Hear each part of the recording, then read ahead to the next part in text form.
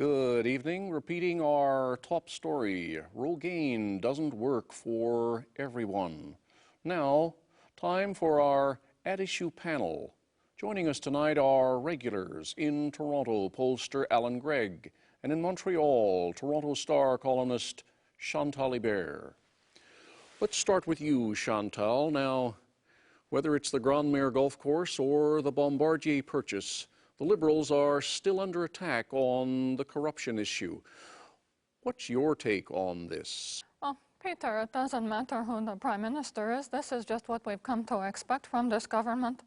Is it fair to say that you're excited at the prospect of covering Paul Martin as Prime Minister? Well, you know that I have not been this excited since Maxi Pads got wings, but I'm sure that my colleague, Mr. Gregg, has something to say about it.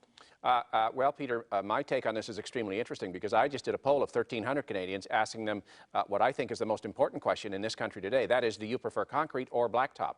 And 95% said they couldn't hear what I was saying. The other 5% said even though they couldn't hear what I was saying, they were still undecided. Peter, I don't know why you keep having Mr. Gregg on this show with his stupid polls, not to mention that hair of his. You know, I've heard of using a bowl to cut hair, but I think someone used a saucer on his.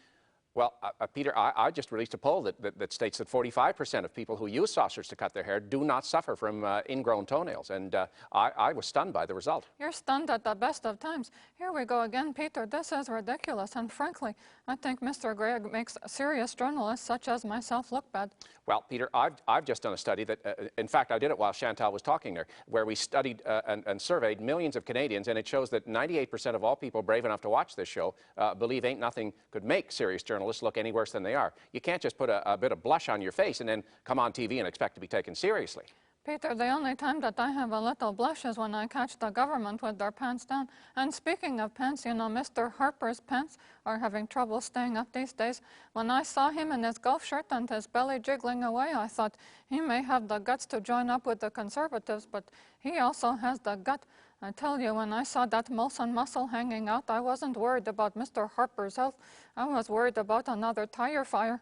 Well, Peter, on that same topic, you know, 85% of all tire fires start with tires. You see, Peter, once again, why do you bring this guy on? I would never spout garbage like this. Like I said, I'm a serious journalist trying to pass on valuable information to Canadians.